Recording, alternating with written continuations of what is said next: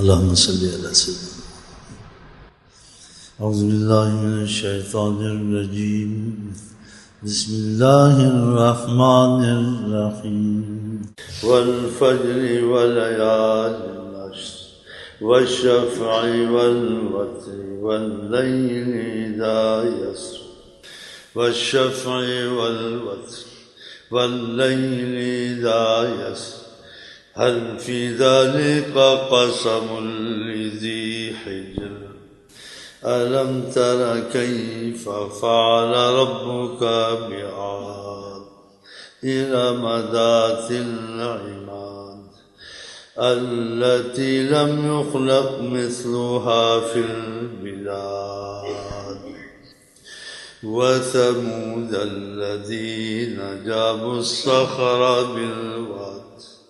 وفرعون ذي الأوتاد الذين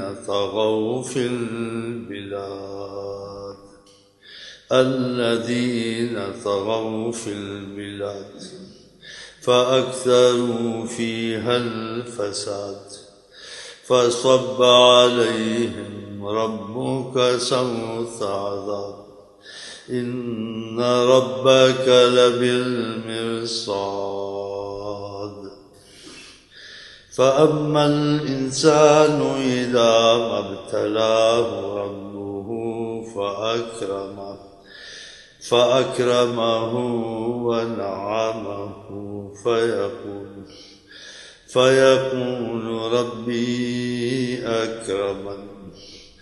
وأما إذا ما ابتلاه فقدر عليه رزقه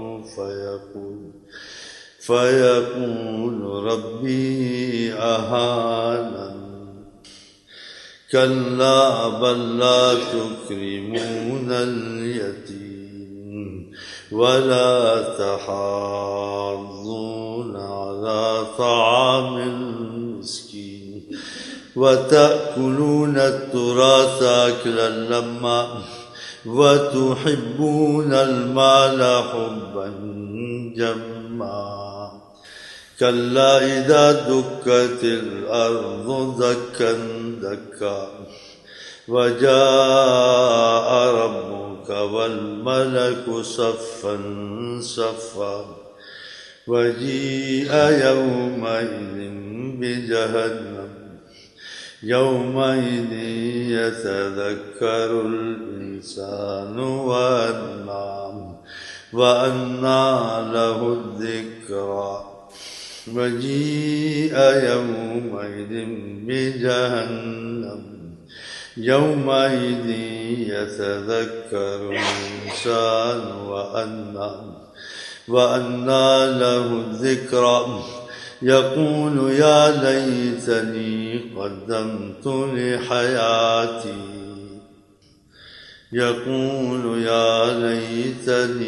قدمت لحياتي